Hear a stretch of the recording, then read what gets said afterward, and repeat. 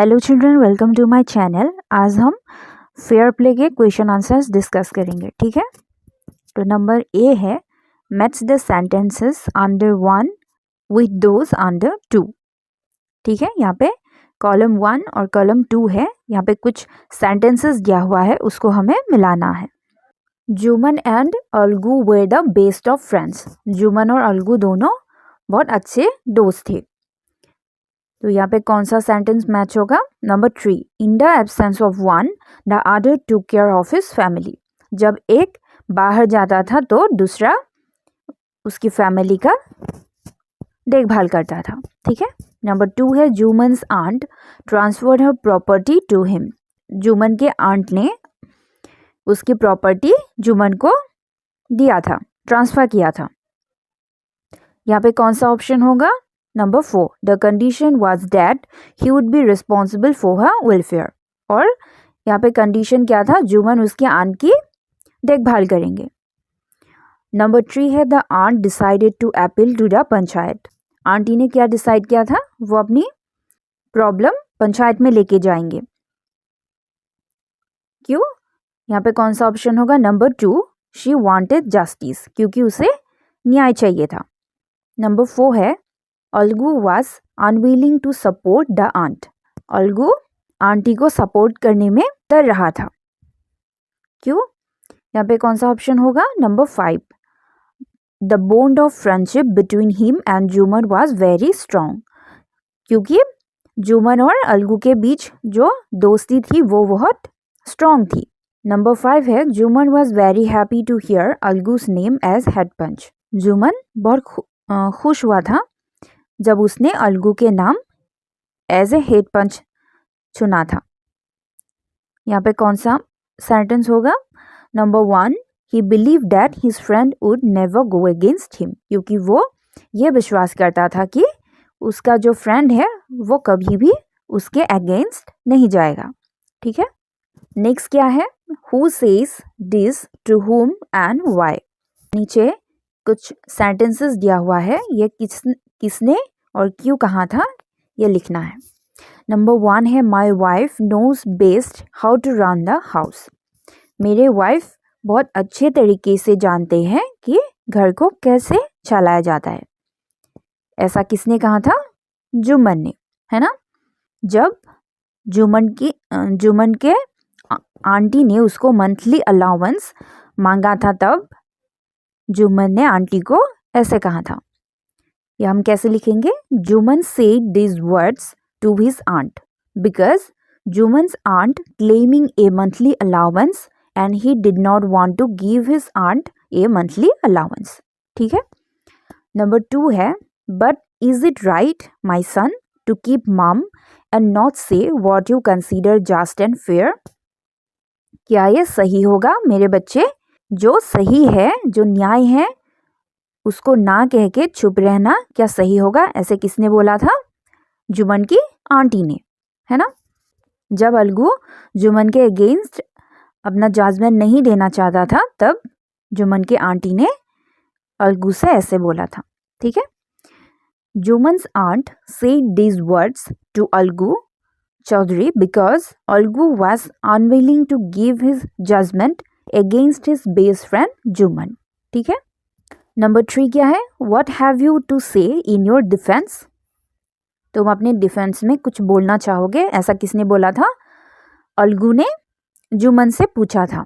जब जुमन की आंटी ने उसका केस पंचायत में लेके गया था तब अलगू ने जुमन से पूछा था कि तुम अपने डिफेंस में कुछ बोलना चाहोगे। Algu asked it to Juman after being nominated as the head punch in the ease which Juman's aunt had brought against him. Next क्या है? I can't pay you a penny for the wretched beast you sold me. मैं तुम्हें उस मनहूस जानवर के लिए एक फूटी कौड़ी भी नहीं दूंगा। ऐसे किसने बोला था? समझू चाहू ने अलगू से बोला था।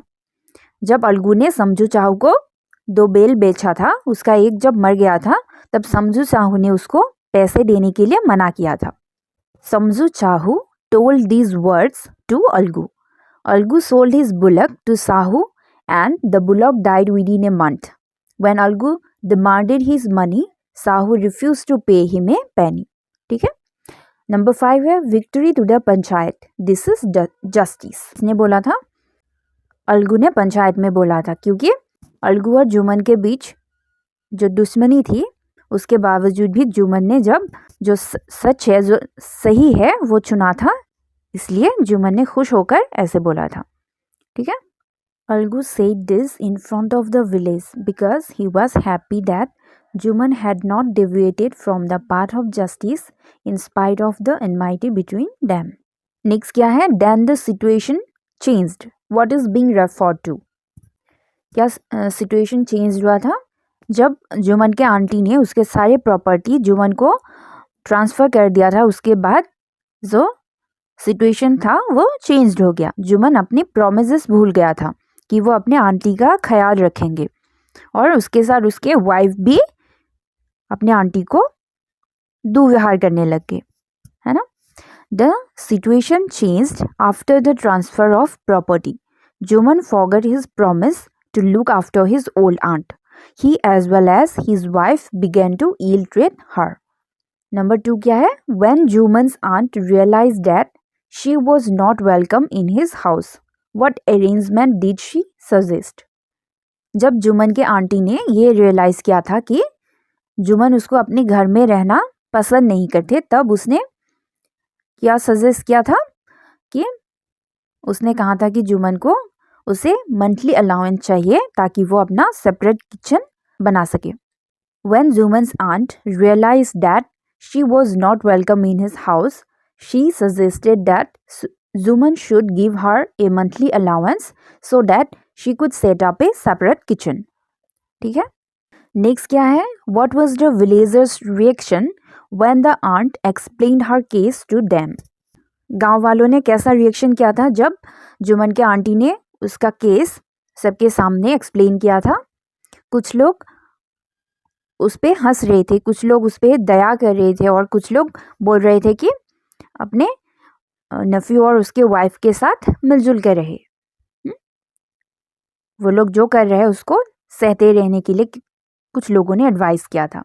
When the aunt explained her case to the villagers, some sympathized with her, others laughed at her, and a few others advised her to make it up with her nephew and his wife. Number 4 है Why was Juman happy over Algu's nomination as head punch? Juman क्यों खुश हुआ था जब अलगू को head पंच चुना गया था?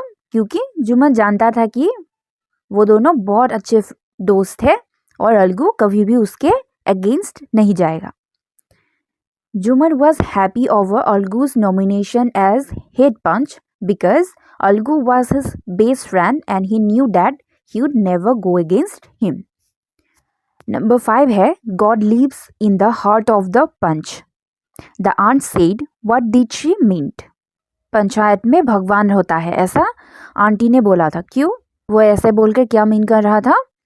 क्योंकि वो जानता था कि पंचायत जो भी डिसीजन देगा वो सही होगा, वो हमेशा न्याय ही करेगा, क्योंकि पंच के लिए कोई भी दोस्त और दुश्मन नहीं होता, वो हमेशा न्याय करता है, और पंच जो भी डिसीजन लेता है वो भगवान का होता है, भगवान का डिसीजन होता है. ठीक है. God lives in the heart of the punch means that a punch was always impartial.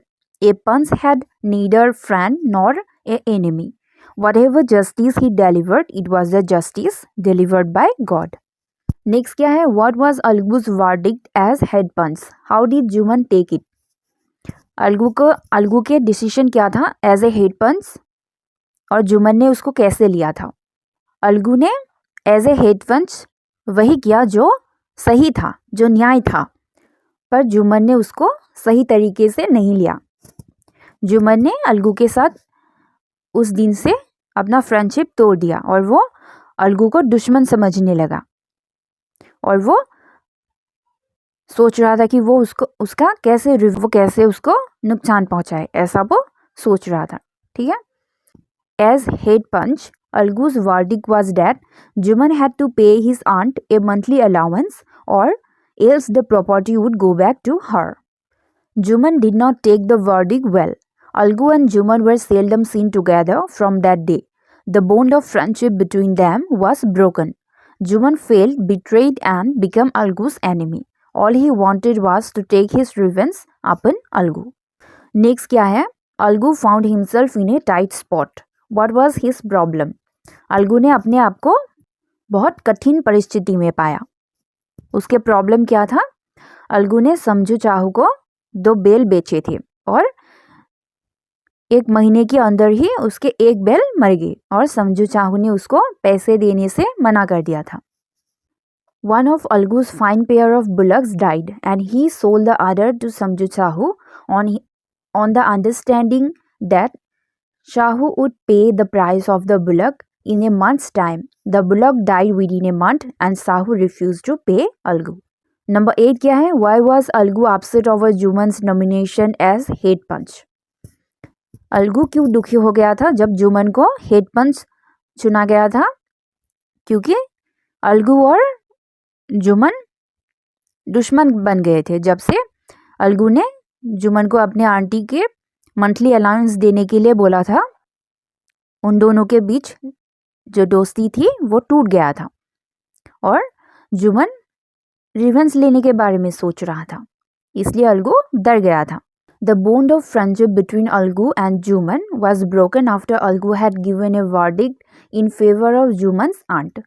Juman was Algu's enemy and wanted revenge, so Algu was upset over Juman's nomination as head punch. Number 9 क्या है? What was Juman's verdict as head punch? How did Algu take it? Juman ने head पंच बनकर क्या सिद्धांत लिया और अलगू ने उसको कैसे लिया? जुमन ने भी हेड पंच होके जो सही था वो ही डिसीजन लिया. उसने ये बोला कि साहू को अलगू के पैसे दे देना चाहिए है और तब अलगू बहुत खुश हो गए थे और उसने खुश होकर पंचायत के सामने क्या बोला था कि यही न्याय है. Jumman's verdict as head panch was that when Sahu bought the bullock, they did not suffer from any disability or disease, so Algu could not be blamed for its death. Therefore, Sahu would pay Algu the price of the bullock. When Algu heard Juman's decision, he could not contain his feelings of joy. He stood up and said loudly over and over again, "Victory to the Panchayat! This is justice. God lives in the heart of the Panch." Next क्या है? Number 10. Which of the following sums up the story best? यहाँ पे 3 sentence दिया हुआ है. कौन सा sentence story को दर्शाते हैं ये लिखना है. Number 1 है I also know that you will not kill your conscience for the sake of friendship. Number 2 है let no one deviate from the path of justice and truth for friendship or enmity. Number 3 है the voice of the punch is the voice of God. Give a reason for your choice. यहाँ पे कौन सा option होगा? Number 2 let no one deviate from the path of justice and truth for friendship or enmity. किसी को भी न्याय के सामने जो सही है उसके सामने दोस्ती या दुश्मनी नहीं देखनी चाहिए. जो सही है जो न्याय है सिर्फ उसको देखना चाहिए. ठीक है. In my opinion, let no one deviate from the path of justice and truth for friendship or enmity. Sums up the story best. Because both Algu and Juman gave a verdict without being biased by any friendship or enmity. They were focused on truth and justice while acting as the head of the punch. Algu और जुमन दुश्मन होने के बावजूद भी उसने वही चुना. दोस्ती और दुश्मनी को ना देखते हुए उसने जो सही है वही चुना. ठीक है. तो आज के लिए इतना ही. वीडियो अच्छा लगा तो लाइक और सब्सक्राइब करना ना भूलना. ठीक है. So till we meet next, take care, bye bye.